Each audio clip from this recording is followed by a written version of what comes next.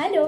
মই যেহেতু কৰি আছো এটা 7 days challenge evening in my life after office আৰু আজি হৈছে day 6 but আজি হৈছে Sunday তথাপিতো মই এই এপিসোডটো কন্টিনিউ কৰি আছো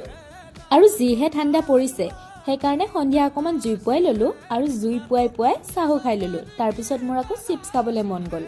আৰু আজি মই বনাম বুলি ভাবিছো ৰাজমা লগতে ৰুটি আৰু আমলেট এয়া আমলেটখন ধুনীয়াকৈ বনাই ললো তাৰ পিছত আটাখিনিও মাৰি থৈ দিও আৰু আটাখিনি মাৰি থৈ আনফালে মই ৰাজমাখিনি বনাই ললো কেনেকৈ বনাইছো কি ৰেচিপি হিচাপত নাই দিয়া এনে আৰু অকমান দেখুৱাই দিছো